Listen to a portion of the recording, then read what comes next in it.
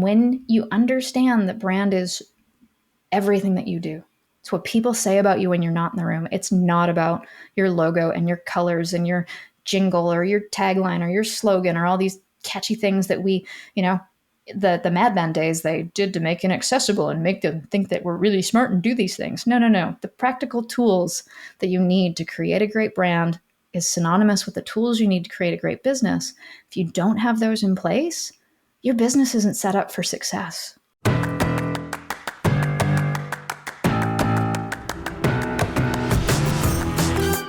Welcome to the Marketing Expedition Podcast, an auditory journey through the latest in marketing, branding, and advertising. Now, here's your Marketing Expedition guide, Ray Allen. On this episode of the Marketing Expedition Podcast, I get to speak with Karley Cunningham. And she is a creative strategist and growth accelerator, and she takes businesses from overcrowded spaces into blue ocean territory to confidently stand out and thrive as brand leaders. The founder of Big, Bold Brand, Karley helps agencies, innovators, and change makers accelerate the growth, impact, profit, and sustainability of their ventures. Her innovative Surefire method, trademarked by the way, provides businesses with the strategic toolkit needed to attract the right fit clients and outpace their competitors and charge a premium. And we're going to dig into all of that, and we're going to talk about how differentiating your business and standing out is so important. And she's added a tip and a tool on how to measure branding. So we're going to stay tuned for that. But first, it's time for your Marketing Essentials moment, the basics that you need to help you continue to build your brand and your bottom line. Today's topic is all about case studies and how important they can be for your website, for when you are putting requests for proposals together, ways that you can share the stories of the results of what you have done. And it's really an opportunity to generate brand advocates for people who have been involved in the projects with you, the clients that you've served, and also getting testimonials from them to share and showcase the work that you've done is really a great way to showcase what you could potentially do for new clients. And it's a way to just showcase all of the efforts that you put forth and the results that occurred, right? And so really the first step to thinking about how you're going to create a case study if you've never done it before, think about what is going to be compelling for the readers to read this? What's in it for them to get out of reading this case study? And are you looking at the benefits of that case study and how you can use that to your advantage and leverage those stories? And are they in alignment with your goals and the audience that you want to attract more of? So more clients like the ones that you've had that are the most ideal clients that you have. So think about the compelling case that you can showcase and selecting those right clients that have stories that can align with the goals in the new audience that you want to continue to attract, right? And then choosing those clients can then be beneficial because now you can use those case studies to further get more of them and how you articulate how you've helped them overcome their challenge or solved their problem, what unique value proposition you gave to your clients and how that worked for them. What are some of the innovative things that you did and how can you showcase the quality or the exceptional work that you did? Did you win an award because of it? What is your competitive edge? Why is it that you're better than anybody else? And how can you showcase that through the case study? And really, you want to have a variety of different types of case studies, even if it's within the same genre in category or industry that you're serving, but being able to have that is going to be super helpful. And ideally, you should think about the different types of case studies that you can do for the different types of services that you may provide if you have multiple different types of services, right?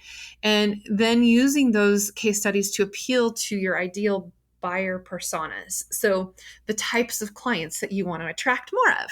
And so then thinking about how you can showcase those case studies in that regard, and then following a clear and engaging structure to then effectively communicate your value and the proposition that you have to differentiate yourself.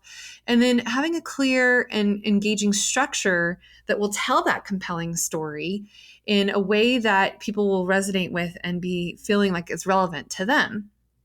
So if you've provided some background, some information about the customer or the problem that you have solved, their goals and expectations or objectives that you were able to accomplish, and then of course how you went about doing it, how you addressed their needs, how you delivered on it, what you did to make that happen, how the customer felt in their journey with you, what the customer achieved from having utilized your service or your product, and usually using like quantifiable metrics. So using data to support the evidence of what you did for them and what you provided for them.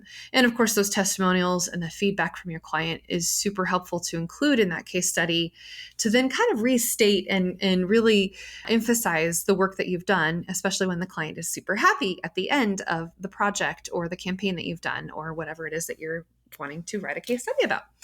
And then getting that case study out there, promoting it, distributing it, putting it on your social media, tagging the customer that you served, the people that were involved in whether you had contractors or employees or other companies or other partnerships that you had as a part of the case study, a part of the project that you've done. And then creating that where they can share it easily with others and wanting to share that.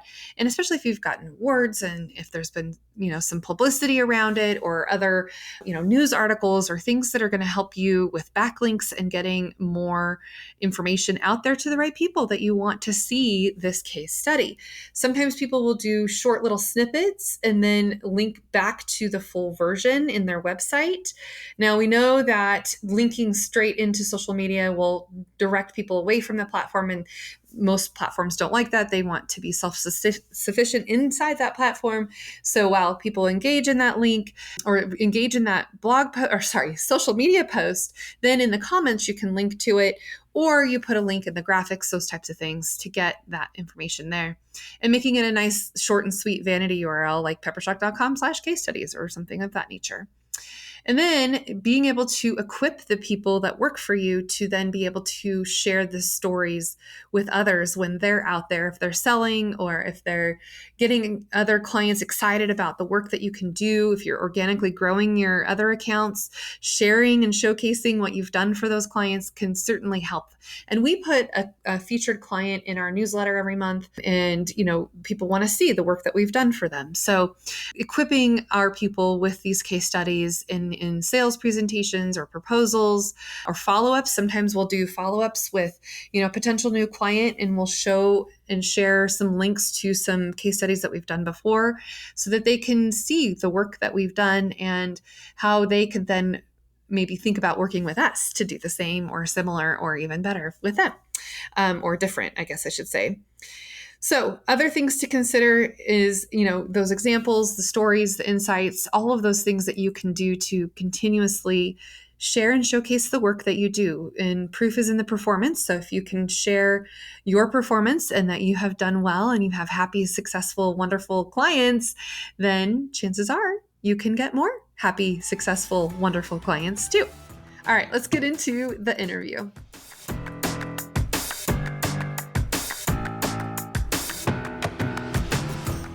Welcome to the Marketing Expedition podcast. I'm your host, Ray Allen. I'm the president and CEO of Peppershock Media and the founder of the Marketing Expedition community.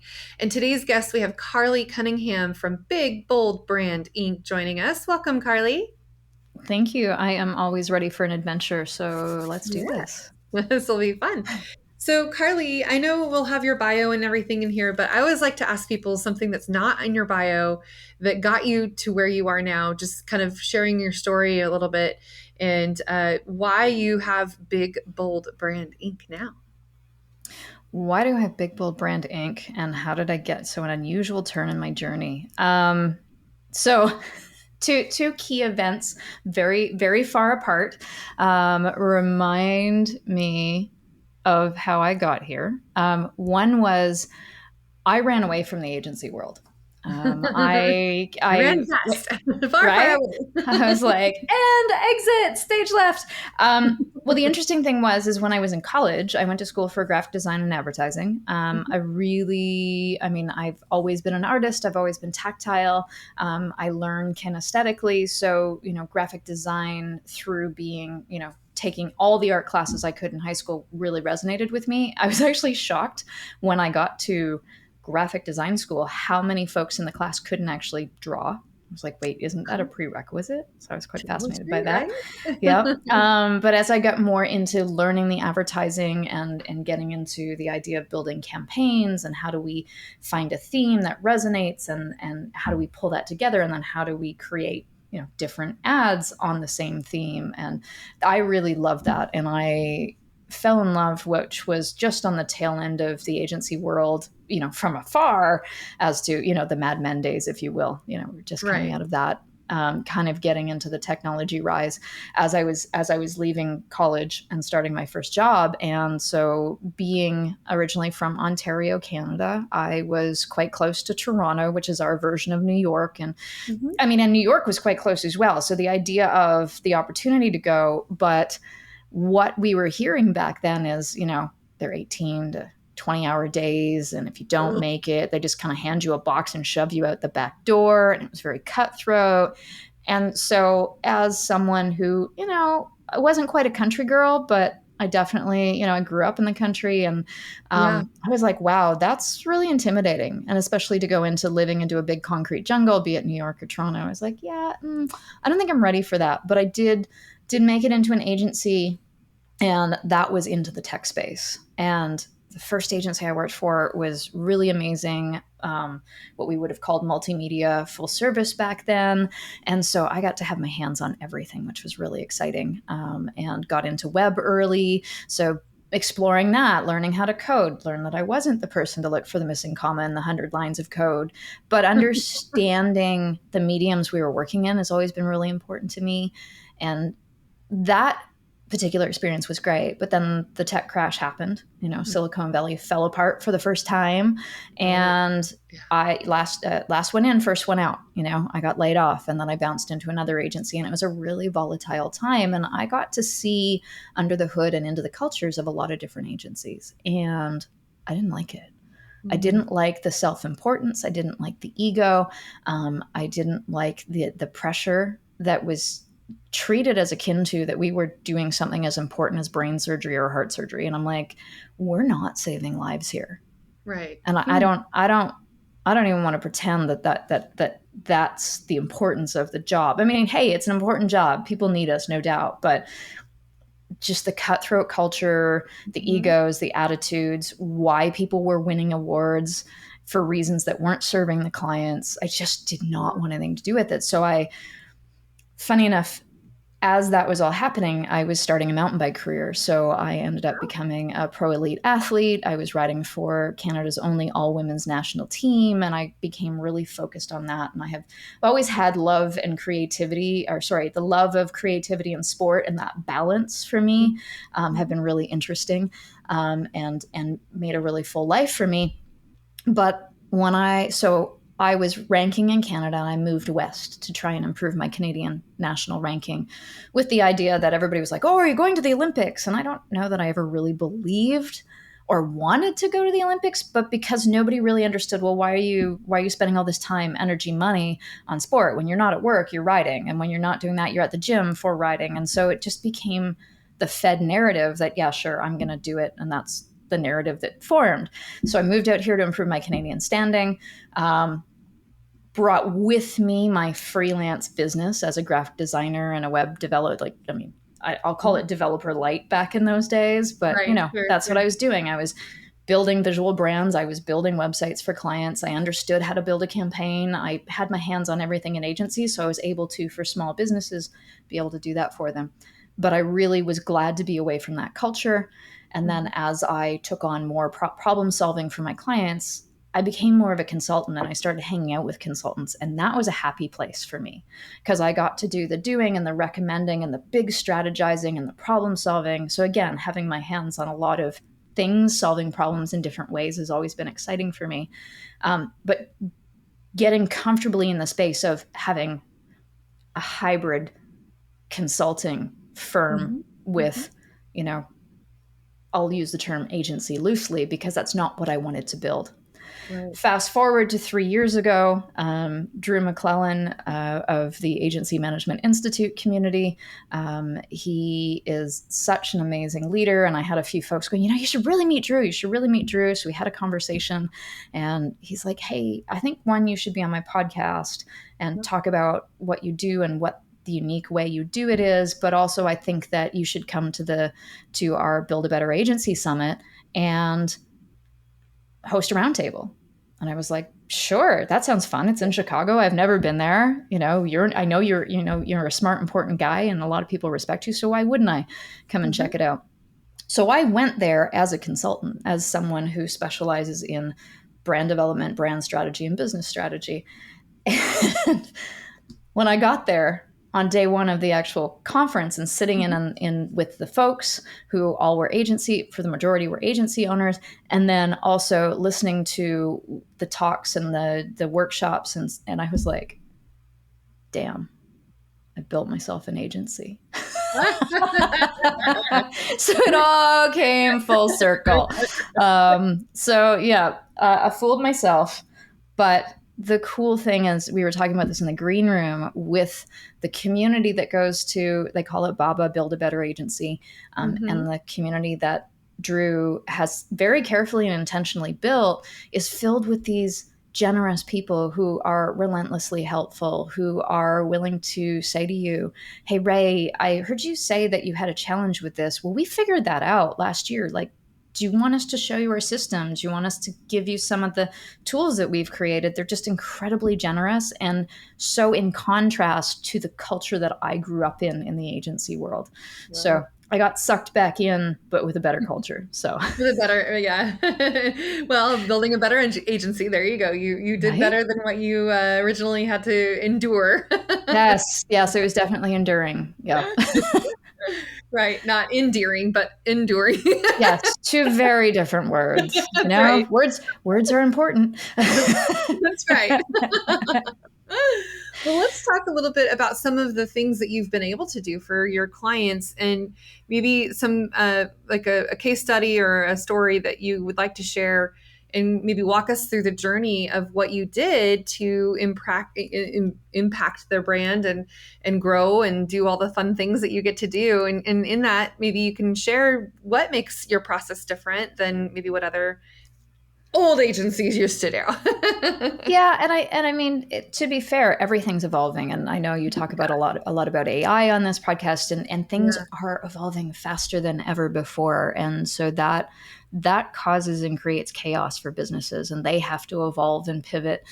And through the process of positioning myself as a branding expert who, helps businesses with business and brand strategy, because I started to see very early on the two are tied and knitted very closely together.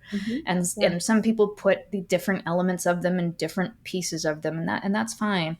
But because I serve small to mid-sized businesses, what I noticed when they would come to me and say, hey, so we our problems, if we talk about a problem set, often the problems I would have them come to me and say, hey, we need to build a new website, but we know that we need to evolve our business. And I'd be, great, who's writing our content? Oh, we were just going to do it ourselves. I'm like, okay, but what tools are guiding the evolution of that content? And then they get stuck. Or they dive into the content and they get stuck and they'll be like, well, we don't know how to differentiate ourselves. So that was another problem. And they were coming to us saying, well, we see all these great websites of our competitors, but we don't know how we're unique. Like, we offer the same services and we've heard you say you just can't hang it on better, faster, cheaper, or, the triad of those things. And then, so people thinking that I was in marketing, me positioning myself as I was in branding. But what was presenting itself was they were not just coming to me for marketing and branding problems. They were coming to me with other problems of, well, we don't know how to tell our story. And that is a narrative and a positioning problem, which then ties itself to business strategy. They would come to me and say, well, our website's not great and we're not able to attract and keep the right team members. So how do we do that? And I was like, well, wait, that's an HR problem. Or they would come to me and say, the market's shifted. We need to evolve our business. And I'd be like, wait a minute, shouldn't you be calling a business coach for that? So there's this whole ecosystem of problems that don't just show up in the marketing department. And for the longest time, I've said, branding isn't marketing, marketing isn't branding.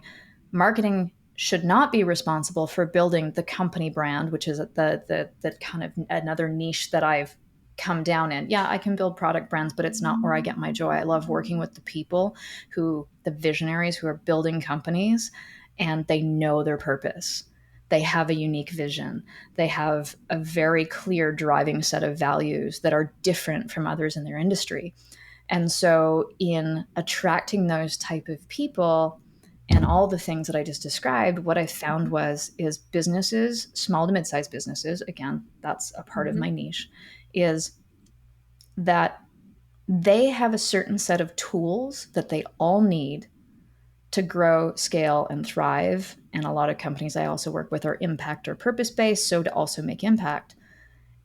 And that is where I really started to focus on, okay, well, how do we get them clear on their purpose? How do we get them clear on their vision? Because they need to know where they're going, or it's just going to be a whole episode of squirrel, squirrel, squirrel, right? Yeah. Understanding their values and why they do what they do. So being able to describe who they are, what they do, and then getting into the typical things that, we in both branding and marketing look at. Who's their ideal right fit client? Who's their target audience or audiences? I'm a big fan of nobody ever has just one audience. So realizing that they needed to be clear on all of these things. And when I say tools, what we were doing in the past, and the old way of doing things, is we were creating words on a page and saying, okay, here's your positioning statements, here's your differentiating statements, your value proposition, your brand story, your whatever, right? We all do them slightly differently. Unfortunately, there's no governing body. Yeah. So there's no governing body that says these are the things that you need to create as a branding expert, or these are the things you need to create as a marketing expert. So I built a toolkit to solve that. And all I've done in creating the toolkit is really take those words on a page and then say to the business owner, well, how are you using those beyond just messaging, beyond just, throwing our values on the wall of your company? How are you using them to align everyone and everything in your business to make decisions that are aligned with your purpose, that are aligned with your values, that are aligned with your vision, so that you're all, for the cheesy proverbial metaphor, sitting in the boat, the rowboat, facing the same direction, rowing at the same cadence, understanding why you're all there, knowing what race distance, you're rowing today or for the next year, and you're all in sync. And so I say I'm a brand strategist, but in essence, I'm giving business owners the tools they need to accelerate their growth, success, and impact. Nice. Yeah. And it is so intertwined together. I mean, you really can't have a business unless you have a brand, Right? And you, as a marketing expert, can't do really well for your clients if you don't have the tools that I, as a branding strategist, provide. Right. Or you can, but you're doing a lot of guessing and you're doing a lot more testing and measuring. Right.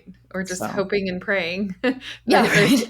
Okay. We have an idea. Yeah. Yeah, exactly. So if one of these things have got to work, right? I don't know. Maybe let's try this. I don't know. So you talked about case study. I'm trying to think which ones we'll talk about one in a client who has recently come back to me because their business has evolved. So there's an organization that I worked with called Reveal Events, and their story is a pandemic story. We're still not kind of beyond those yet. But will we ever? There's always going to be, for the rest of our lives, I'm sure. I know. Like the new C word, right? Yeah. So they came to us a week after shutdown. Ugh. Oh, right. And Yeah. So the CFO, COO of the company, he'd worked with me. He'd been through in other companies. He'd been through my Surefire method that helps folks build all these tools, understand why we're building the tools, understand how to use the tools, and he had since partnered with his husband. His husband is a national award-winning event planner, and his creative brilliance is just mind-boggling. He's recreated Narnia. He's recreated The Wizard of Oz at his events. He's recreated Wow. Charlie and the Chocolate Factory, and Ooh. they're just amazing. And so their names are David and Alex. David is the COO and CFO, so very much the left brain of the company, and he is equally as brilliant in his space. And he came to me and he called me and he said, Karley, he said, you know, Alex, Alex is beside himself. He Right. said, we just lost hundreds of thousands of dollars in business overnight. Because no And events, because no no Wizard of events, Oz, no right? Charlie and the Chocolate Factory. Oh No man. magic, no Yeah. magic, no reveal, right? And so they'd been growing the business for, I think it was a couple years. And David had been on Alex to say, you know what, you're doing really great, but you were so great at what you do. You could do everything. Let's really focus and go work with Karley. Like, go find out what really drives you and how to narrow that in. And Alex was like, yeah, I'll definitely call her. And then, the next contract would come in, Right. and, the two of them are an incredible sales team. So the business was moving, and there was really, in a way, no reason to fiddle with what was working or narrow down, or they didn't need that type of clarity. And then all of a sudden they had all the time in the world. But Yeah. also needing to get the clarity of, well, we've got the time to do it. So what is it that we really want to build now that we've had this 2 years of success? We've already Right. won awards, but what do we really want to build? Mm-hmm. And so Yeah. Alex and I got in a room. We went through the Surefire process. David acted as our outside set of eyes because he'd been through the process, and he really, I love how supportive he is of his husband and business partner. He's like, Alex is the genius behind this. This is his baby. I'm here Yeah. to support it. You work with Alex. And so Yeah. we built their positioning, Right. and their purpose is to create joy, is to Yeah. create these moments and these events that are filled with joy. And so gave him the tools, taught him how to use it. And one of the things we noticed in the process, which often gets revealed, and I wasn't intentionally playing on that pun of their name, Mm-hmm. one of the things that gets revealed as we dig into purpose and target audiences Mm-hmm. and the elements is more aspects of the business strategy start to open up. Mm. And in that particular time, we had to look at, well, how, for this indefinite future, are you going to grow this business? What's succeeding for you? And they were starting to get calls for online events. Oh wow. And they were way ahead of the curve The big because pivot, right? The right? pivot The big pivot. happened. And they Yep. were ahead of it. The other bonus is that David happens to come from a tech background. Oh, So he yeah. was out looking at platforms where events could be delivered because they both knew companies were still going to need to deliver conferences. Mm-hmm. Associations were still going to need to deliver Right. conferences and events where people could earn their continuing education credits. And they were Mm-hmm. already starting to venture in that space. So they found a platform that they learned quickly Mm-hmm. and very quickly became the white glove international service provider, the recommended one of this company. And I said, you guys need to get a landing page up Yeah. ASAP, that Yeah. this is what you're the experts in, because Yeah. everybody's going to be looking for you. And so that was a nugget that came out of the process that Yeah. wasn't one of the tools, but these are the cool moments of clarity that happen as we go through the process. So they Mm-hmm. did that. And they are still the white glove service provider, most highly recommended on that platform. And then they were able to also start delivering hybrid events as things started to open up. So certain states or countries would be like, we're having people back, but Yeah. people have also figured out that we can do this online. So now we can attract more people to the event, but they all don't have to fly in. There's lesser Right. cost if you Yeah. want to have, your junior members attend some of the sessions. So they became one of the best, to our knowledge, around the world. This little Canadian company here in Vancouver, they became able to deliver for companies and associations around the globe. You know what? And how, go ahead. Kudos to them though, because usually when you lose hundreds of thousands of dollars overnight, people don't understand how important it is to do things to help with your brand and build and do marketing and promote. And a lot of what happened is the opposite. People dropped marketing Mhm. and budgets towards, anything that was going to help fuel their business. Yeah. So really kudos to your clients because they saw that as an opportunity for them to actually get to work with you even though they've just lost all of this money in business, right? I think Yeah. I wish more people would do that. So you have to tell them Yeah. that I said that was awesome that they decided to do that and work with I you. will absolutely do that. I will absolutely do that. Yeah.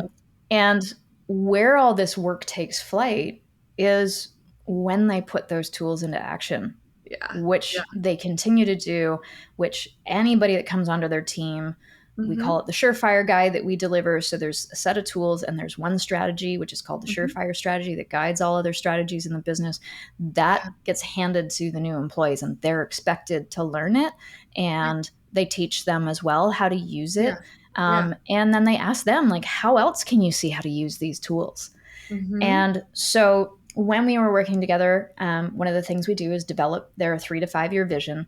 And sometimes it'll be revenue. I will always put the revenue goal in there because sometimes it motivates, like a lot of people, it motivates. Some Right. people are like, I don't know when to touch that. But Yeah. Yeah. when Alex and I were setting the revenue goal, I don't remember what it was. Let's just say it was 2.5 million in 5 years, right? Okay. He Yeah. was like, I don't know, that feels like a stretch. It kind of feels unrealistic. I'm like, okay, well, we do want to stretch, but so Yeah. let's, Yeah.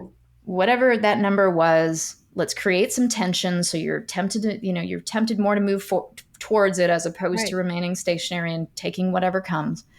And he's like, yeah. He goes, 5 years. He goes, I don't know. I just don't know if that's possible. Well, lo and behold, after all this virtual takeoff of their business in the pandemic and then going hybrid, Yeah. David and Alex called me coming back from a meeting 2 to 2.5 years later. And they said, Yeah. we just signed a contract and reached our big goal in half the amount Oh, of time. that's And so amazing. here's the cool thing from the data, because we track our clients' success, because, branding, how do you Yeah. track ROI? And so I've come up with a method. I call Mm-hmm. it the long tail equation, because you got to figure out, well, if this, then that. And if we do that, how does it affect this? But really getting down to dollars and cents. Wow. We're seeing that our clients who do what they've done, they invest, they go deep with me, they are driven to learn, they have a growth mindset. And when that penny starts, or the pennies start dropping, they're like, I see how I can use that tool. I can see how I can use that tool. And then they teach Yeah. their team to do it. They're achieving their goals in half the amount of time they set. So it's 2.5 years if the goal was 5. If it's 3 years, it's a year and a half. And it's pretty much right bang at half. So that's why I get so jazzed about what I iteratively built over the years, Yeah. because it really is accelerating small to mid-sized businesses, and often they're impact-based businesses. So, it's not just impact on their bottom line, it's impact for their communities, impact for their Everywhere. clients. Yeah. Yeah. That's so cool. I love I Yeah. love I love hearing success stories when things go the right way that you want them to and that they turn out, that's just always Especially after, the plane crashed, like by yeah. accident. So, yeah. Yeah. And now a message about one of our sponsors, Nadine West, which is awesome, affordable outfits that are delivered to your doorstep each month or however often you want it delivered. And each month features surprising new outfits that consist of items perfectly styled just for you.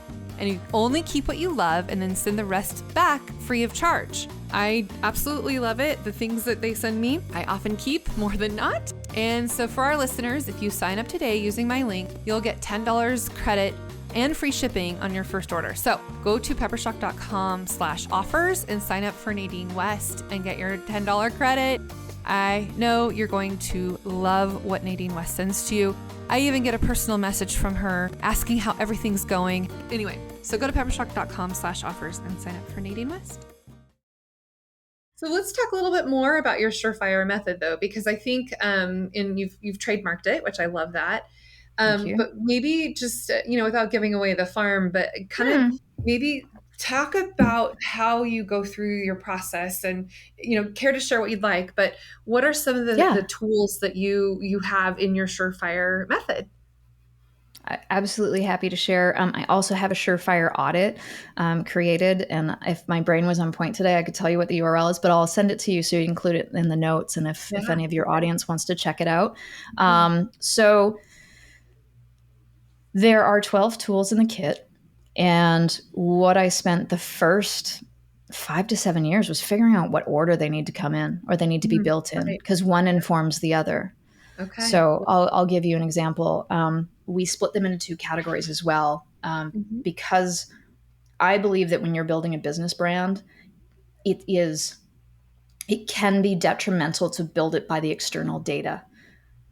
There's a company who has a product, it's an impact, purpose driven entrepreneur. They left the company they were working for or the organization or came out of school with a purpose to create something to solve a problem in society or for a community. So they're really heart driven. And they're going to anchor themselves in what we call the U elements. So that's your purpose statement, your values, we call them guiding principles, the vision, can be the moonshot, can be the big, hairy, audacious goal we set on a 3 to 5 year timeline, because that's what neuroscience tells us the brain will grasp onto. And it creates, Yeah. again, that tension between we're here, we want more attention to get you there. Beyond 5 to 7 years, the brain can't judge that time. And that's when you hear entrepreneurs go, yeah, so our 10-year goal is, oh, wait a minute, it's 7.5 years. Uh-oh. So we Yeah. want to create that time-based goal, Mhm. if you will. Right. Yeah. So vision, 3 to 5 year vision is in there. And Mhm. we call it character. It used to call it personality, but people would be like, oh, you mean your personas or your clients? I'm like, no, no, no. What is the personality and tone and the voice and the essence Yeah. of your company? Essence is a great word for us in the industry, but clients just don't. What do you mean, my essence? Yeah. Like, it's so ethereal that they're like, I don't It's understand the that. So perfume. It's a smell. No, right, I don't know. it's the feeling you Yes. get, right? And Yeah. so the other thing, because funny enough, a lot of it had to do with my wife, who's an entrepreneur. She would come to me and be like, so what's the difference between vision and mission? And I don't understand why you need to build this. And so with her help, and also a lot of the questions my clients were asking, I was like, okay, I want to build a really practical, implementable set of tools. I just Mhm. don't want to build something that people go, well, it's great that we finished it, but what the heck do I do with it? Right. um, so And you're those right. are the People don't necessarily understand the difference between vision, mission, mantra, oh my gosh. slogan, tagline. I Oh mean, there's yeah. like all these words that can just get jumbled together. And then it's what's the term I'm looking for? They just basically disconnect from it, like they shut it Mhm. down. Oh, It's just apathy. They really they long. fall into a sense of apathy, and they're like, whatever, Yeah. as opposed to, hey, we have a brand promise, and this is how we deliver it. And anytime we're interacting with our clients, we deliver on that promise. Yeah. And having their team members say and reflectively say in that conversation, or having someone on the team or their boss be able to challenge them if they hang up the phone or leave the counter and say, I just want to check. Do you feel like you delivered on our brand promise in that interaction? Yeah. So giving them the tangibles where they can question and test and measure themselves was really important to me. So coming back to those Yeah. U elements and Mhm. the folks I really love working with, I Yeah. mean, they're the people who are going to save us from burning down this planet, let's be honest, right? Yeah. Or Yeah. creating more psychological harm or creating more mental health issues. Like, they're the ones working on those solutions. They are Mhm. so grounded in their purpose and their values. They have hardline no's. These are the people who will seek investors and knock 90% of them off the table because they're not values aligned, because they don't believe in their vision. They're not taking money from people who won't support them to do the work they're grounded in. And Right. so that external data and that marketing approach, which works really well for products, like a product does not care what you wrap it in and what story you tell about it. It is there to sell on sit on a shelf. It has no thoughts, dreams, ambitions, feelings. It's Right. inanimate. Yeah. People, not so much. Yep. Mhm. Right. And so truly building a brand from the inside out means going deep and getting clear on your purpose, your vision, your values, and how you want people to feel anytime they interact with you, which is that character aspect. Yeah. So we start there and we work our way up. And the reason they're in a particular order is because, well, imagine trying to build your vision for your company if you had no idea why you started it and what its purpose was beyond making money. Right. Try to build your vision and vet your vision if you have no idea what your values are. Well, any path will do, right? And so we build in order as much as possible. I'm also not the creative person to say, well, we absolutely need to visit them all and we need to do it this way. I'm the person that's going to meet you where you're at and say, what are the immediate problems that we're solving?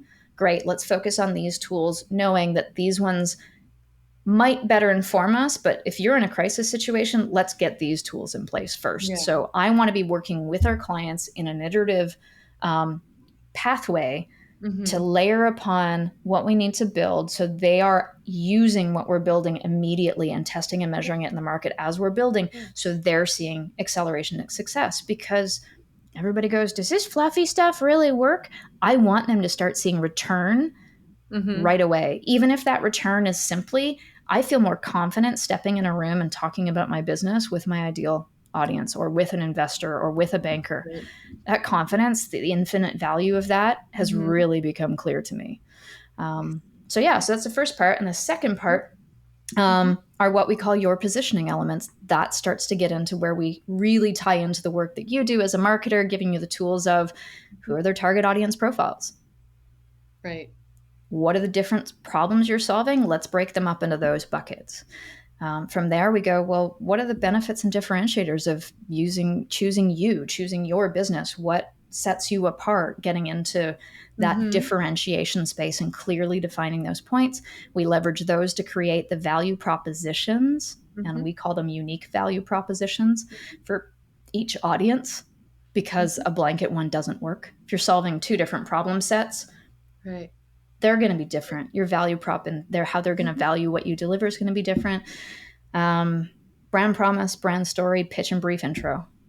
Yeah. And people are always amazed. They're like, well, why is pitch and brief intro last? I'm like, because if you aren't clear on the things that count, the elements before it, how the heck are you going to tell people who you are, what you do, and the value you deliver in 2 sentences? Right. So that's what's in the kit. And, I love that I can talk about it. And I thank you for asking, because the more companies, consultants, folks like us that can deliver those tools, we're just setting up more businesses for success. Yeah. And if they follow through and do what they're supposed to do and make sure that I love the fact that you have that accountability piece too, like the measuring and continuously tracking your client's success rate and tracking what they're doing. I think that's so important and so critical. And so many people I feel like it gets dismissed too easily. Yes. Too absolutely. easily, right? Absolutely. And like you said, branding is hard to track, and so actually I'm curious to learn more. You called it the long tail equation. Long tail equation. Right. Now you have to get into that a little bit more, because that is one thing that people always say, well, how do we know what's working? And it's just branding, and you can't really track, it's just branding. It's just branding. I've heard that. I just had a full body shudder, right? I know. Just our logos and our colors. Let's sit down and over a coffee or maybe a stiff drink, shall we? Let's talk about the reality of the world. So the term long tail equation really comes from, remember the early days, and maybe they still use it because I'm so far removed from the marketing actions of SEO. But it's, the long tail keywords. Okay. How are like kind of follow the bouncing ball. And when I say long tail equations, it's really my way of avoiding having to say algebra, because I really stunk at algebra and calculus in school. So, and now I'm you have to do this Common Core math. I don't know if you guys have to do that there, but I checked out. My kids, are doing new math, and I'm still old school. So. I've heard so many parents say that. I have fur children, so fortunately I don't have to tutor those kinds of things. Long equation. So in that tracking, let me jump back a bit to something you said is I'm not the only one who's tracking the success. Is we're encouraging our clients to track it. Good. And I'm checking in with them. Usually it's quarterly, and then I'll touch base Mhm. 6 months to a year in, depending upon how busy they are. But I'm checking in selfishly because I want the case study. I want Right. the results, Of but I'm course. also checking in because I want them to be getting the dopamine hit that they recognize when they tell me Mhm. how they're succeeding. And Good. so what we do at the last piece of what I deliver, which isn't a tool, but before I hand everything off to them and say, it's been such a pleasure working with you, I'm going to miss you, Mhm. Mhm. is we do a business acceleration coaching session. And each of the tools we go through and go, how are you going to use them? Like, what are you going to use them for in your business? Not just your marketing, in your business, not just to build your Yeah. brand. How's everybody going to use them? So we do that. And then also in that session, what I say to them is, okay, so you came to me with these problems. Now, how are we going to track that we've solved those, that the problems are solved with this toolkit? And what does success look like? Mhm. Oh, so are you having, because again, remember, I'm encouraging them to use them through as we work Mhm. together. And engagement with me looks like about 4 to 6 months because we do it iteratively. I don't do the let's meet in a room for 2 days in a beautiful mountain view. I mean, that's great, but we do Right. it iteratively and integratively. So they're like, yeah, we're actually having much better sales conversations. I'm like, great. Is that leading to a faster sales cycle? Yes. Awesome. So you're spending less time in sales meetings, or you're able to shorten the window to having those conversations. How much time is that saving you? Oh, well, that's saving us like 4 hours. Great. How many people on your team are in the room? Well, usually two. Okay, great. If we average out at your 175 blended rate, Mhm. what's that? Almost $1,000. I'm doing really quick math here. Some of the Yeah, I mathy in the room is going, no, it's actually 700 and something anyway. But you get the idea. So I'm already Yeah. helping them see that in hopefully, every Mhm. sales conversation with right fit clients, we're now saving them $500 to $1,000. Awesome. So how many Yeah. sales, how many leads do you court each year? Well, easily 50. Great. Now let's multiply that number by 50. Pretty good Mhm. return on investment, right? But also, I'm going, great. And in those sales conversations, are you able to clearly differentiate your business and really communicate the value proposition? Yeah. So are you getting less price resistance, or have you been able to raise your prices? And they're like, oh yeah, like as soon as we as soon as we, kind of got to the end of the work together, we understood our value. We had some other conversations with our coach, so we've raised our rate 20%. Great. Are you getting it? Perfect. Awesome. And so Yeah. I'm really having these dialogues of walking Mhm. the journey to see Mhm. where they're either able to make more money, save more Right. money. So it's really, the value is about make money, save time, make it easier. And the one I like, I say live the dream, which is move them closer to achieving their vision or That's whatever that great. looks like, selling their company, making impact for, however many You could totally clients. do it like a thumbs up. I know you used for those who are only listening, she used her hands, so she had each of those, and then the last one could be thumbs up. Oh my gosh, I love Live that. the dream. I love that. I do something similar. So, raise 5 R's is ratings, rankings, referrals, um, reviews, and then rewards. Right, rewarding people Yes. with the thumbs up to reward. Anyway, Well, no, so I that's have to compliment great. you, Ray, because in listening to some podcast episodes to prep for this one, you're really great at coining terms. And I love that you do it physically well because, as a kinesthetic learner, I'm going to remember that. Oh, So, good. There you go. yeah, yeah, it's I amazing. love it. I love it. And it's fun to be able to just learn from people like you on this show for sure. Thank you. And people ask me all the time, why do you have competitors on your show? I'm like, no. It's not competitors. It's we have the opportunity to learn and talk to other people across the world that can, share and shed light on. And if people want to do business with them, I'm happy for them. But there's Yeah. enough business in the world to be done, and everyone can learn something from these interviews. And so I appreciate that you listen to some of the episodes ahead of time. Yeah. That's awesome. Good job. That's what Thank every you. guest should do. I've always been an overachiever. I mean, you just ask my, grade 4 teacher, but I mean, I absolutely agree with you. I'm not for everybody. And my service offering isn't the right timing, or the way I do it isn't for everybody. And Right. so, exactly what you're saying, I love when a prospect, I'll say to them, go talk to a couple other people, see who resonates with you. Right. Because See it's got to be what the right fit feels client for right. us too, not just for them, for the Yeah. right fit, vendor. And Yep. and that's the thing is like sometimes when we do, short upfront projects together, to do the upfront work, to then have that long-term relationship. Mm-hmm. You're courting each other, you're dating, Yes.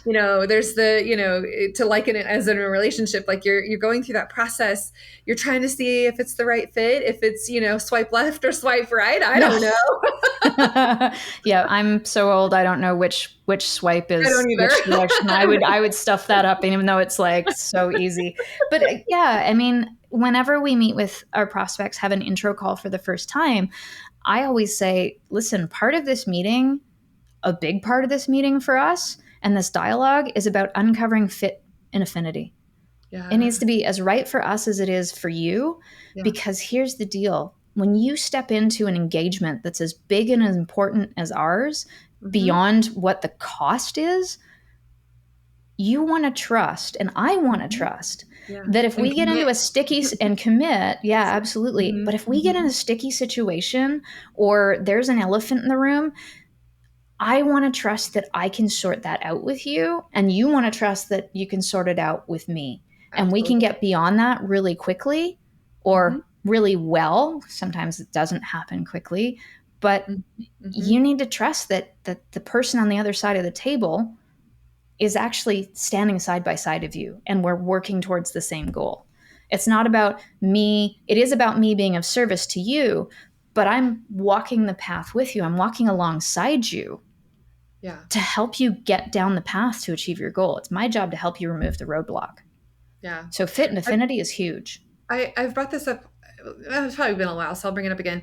We came across what's called a client worthiness index score. So Mm-hmm. you have 100 points, right? And if the client, there's several points for, do they show up on time? Are they going to listen to you? Are they going to pay you on time? Are they Mm.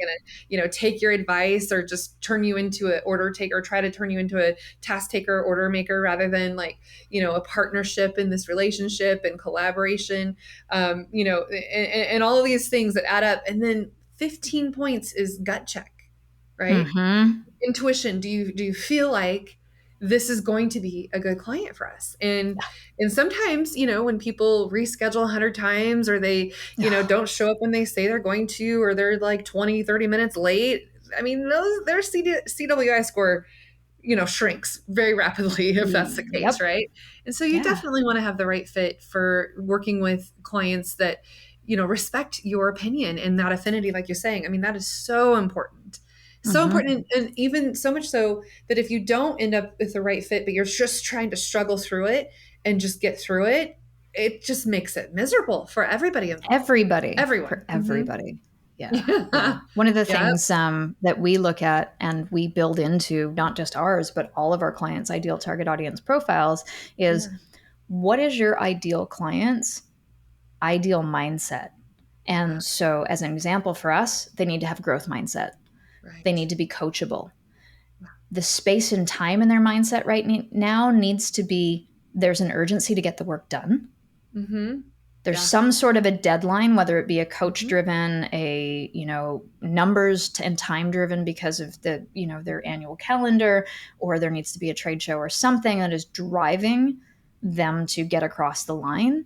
So that there's no procrastination. There's no procrastination. Exactly. One of Yeah. the other ones is they know they want an expert to solve the problem with them or for them. You Mm-hmm. know, I get really excited internally Mm-hmm. when someone says, "We've been trying to solve this problem. Like we've tried ourselves and we just can't do it." And I'm like, "Yes," because then I'm not going to get the resistance of, "Well, could we do it this way? Could we do it that way? Or Mm-hmm. what about if? What if?" They are really at that frustrated point of like, "Please just make it go away." Right. And Yeah. that fits in that ideal mindset for me because Right. I know they're willing to invest. Mm-hmm. Mm-hmm. Yeah. Yeah, that's great. It's always fun to be able to just take a step back and look back at the ones that are the most ideal situations or your soulmate clients, right? And then try to uncover and discover and now go find more people just like that. Mm-hmm. I use the Gremlins analogy, and I have to be careful because of the timeline, but I always say it this way, imagine if you could take your ideal 1, 2, or 3 clients and pour water on them, have them duplicate, but they're not turning into the evil gremlins. They're just Oh, duplicating as, the good, cute good ones. little the cute ones. Exactly. The ones that Yeah. you just want to hug. Mhm. That's Mhm. to me, or the no a-hole rule. Yeah. Yeah, I Yeah. implemented that one quite a few years ago, and it took time to be able to weed them out through things like client worthiness score or some sort of being able to come back to, whether it be people on my team, whether it be able to do it on myself, do it myself is Yeah. go, okay, why did that meeting not feel right? And be able to go back to a checklist. We all need checklists. We all forget things. Mhm. Business owners, Yeah. we're busy people, right? Right. Yeah. Don't make me put a PETA fee on this. You're a PETA Yes. Oh yeah. Yeah. One of my Yeah. friends and then took it one level higher and called it her F off rate. I love it. I She's love like, it. I put it so high that it's worth working with the PETA. Yeah. But usually it's F so off high rate. that they just F off. Yep, yep. Yeah. I can relate to that. Yeah. And if I find myself in that place, I'm like, no, it's just not. I Just would not I would good. rather work on our own content and being Mhm. around people, doing things like hosting the event that I host called Yeah. Casual Fridays, Ooh, to support fun. the community. I would rather be doing those things or more of those things than working with someone who makes me grit my teeth. Oh, yeah. It's It's just expensive to miserable. replace a mouth guard that you wear Yeah. at night and you grind your teeth in your sleep because you're so ticked off or you're Your so hands. frustrated. Yeah. Yeah, we've definitely been there. We had a client that was just so difficult to work with, and there were people in my office crying on a regular basis because of the way Oh, it made them feel and made me feel, and it was really hard to do, but it was good to get rid of it, and it was a yeah. lot of cash flow and everything, but it Yeah. just it was not worth it. It just was not worth No, it. no, the collateral damage of a Ugh, bad client, oh of yeah. someone who's a PETA and is difficult, is too Mhm, great to mhm. risk, Yep, especially yep. when you have good people working for you. Totally. Yeah. And that's the thing is and they're going to want to go away and not work for you anymore, not Yeah. because of you, but because of the people that you're serving or trying to or do your Yeah. best, right? Yeah. Yeah. And to tie it right back to the Surefire Mhm. tools, Mhm. and Yep. this is, a lesson for your students who are coming up or probably going to work freelance, Yeah. is when you Yeah. understand your values, Mhm. you can gut check and then values check. Mhm. Oh, interesting. Like you said, that person didn't respect my time or didn't respect Yeah. my expertise, or they laughed when I told them our values. But you can Mhm. use those values as a decision-making tool Yeah. to pick your clients, to pick your strategic partners, to pick the communities you hang out in. And when you have tools like that, it just makes things easy because you don't have to justify it. You can just come back to the team and be like, I'm taking this person off the list because of X. And everybody Mhm. goes, yep, because that's who we Ooh, are and what we value, and those are our deal breakers. End of. good. Yep. The go, no Yeah. go. Do we go? Nope. Yes. No go. Yeah. That's a That's no. awesome. Yeah. Well, okay, so we could probably talk all day, Karley. No Honestly, doubt. this is wonderful. But let's just go ahead and kind of think about maybe some parting thoughts that you'd like to share, and then of course you can always give a plug to your website and everything else like that. But is there Yeah. anything Thank you for else, that. like if you had 30 seconds to summarize some additional words of wisdom, what would you like to say? Well, I'm gonna share this and why I think it's really important. So we are just in the process of wrapping up a research study on the views, perspectives, opinions of small to mid-sized business owners on brand and branding.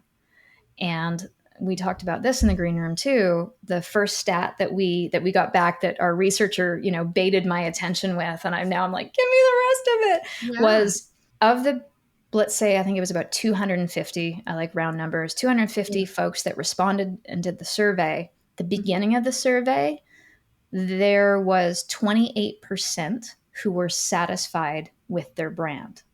Oh. Oh. Right? That's Mm-hmm. like, ouch. So Mm-hmm. that's 72% who are unsatisfied.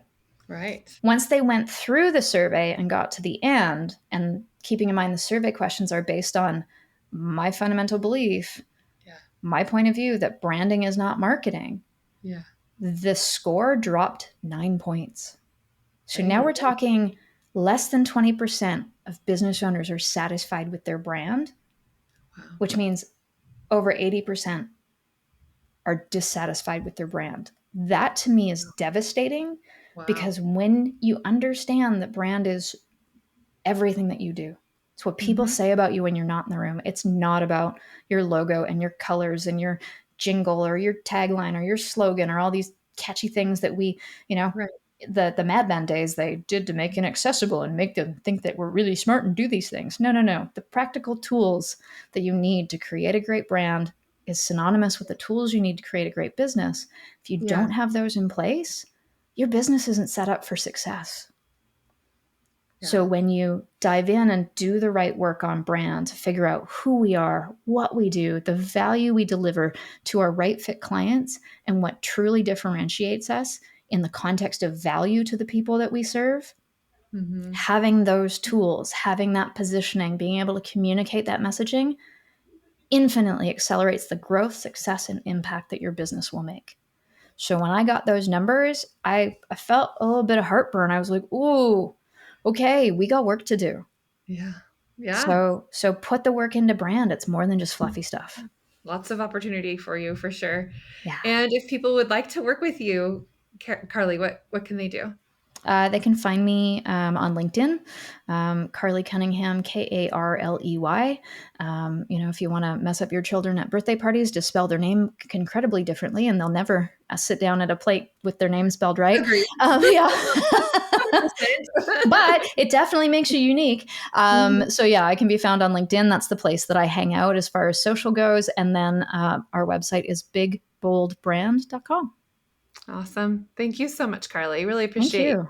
all of the fun things that we got to talk about today. That was wonderful. Such a brilliant conversation. Thanks, Ray. Yeah, you bet.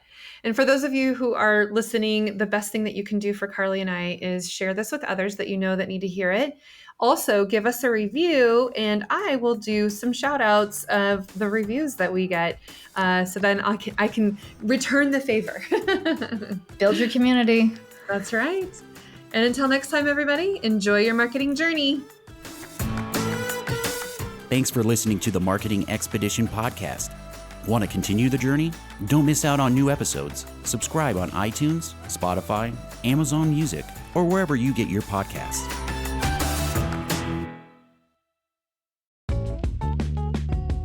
Wouldn't it be great if there was one place you can go to get all the latest information and tips about marketing and advertising?